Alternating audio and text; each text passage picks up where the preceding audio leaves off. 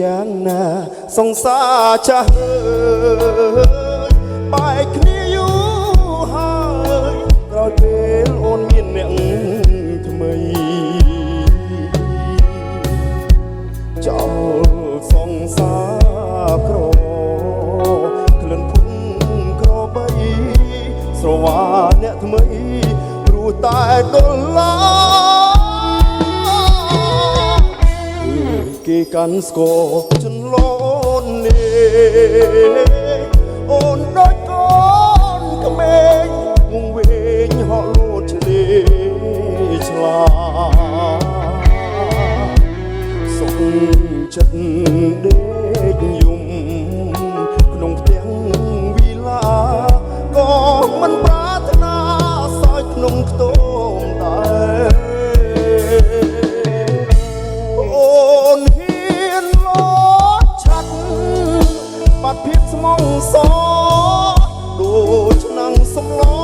លែងស្គាល់រងវេភ្លើនភ្លើនភ្លឹងខ្លួនវងវែងមួយពេលចោលមុងកន្ទេលវាលូតឡាគេនៅស្នេហ៍ថែដូចស្ត្រីពេលអូនអស់នៃស្រីដូចស្មៅក្រំបាតជើងបើពុកអូនគេងដូចគេងលើកលើកធ្វើមកស្រុកយើងវិញណាអូនណា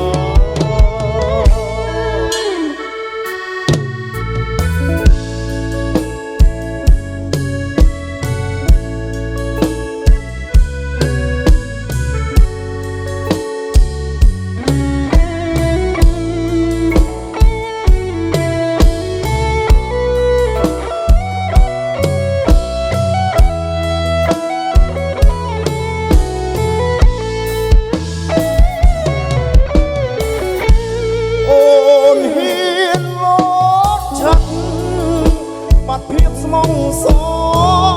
ដូចឆ្នាំងសំឡលែងស្គាល់រងវេភ្លើនភ្លឹងខ្លួនវងវែ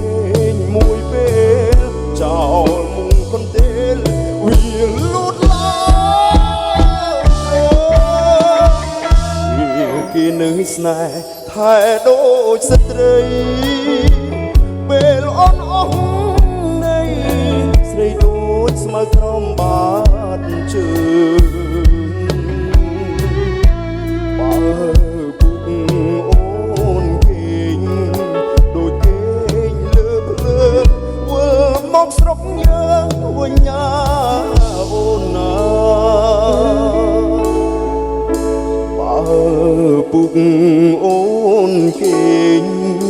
ដូចគេងលើភ្លើងធ្វើមកស្រុកយើង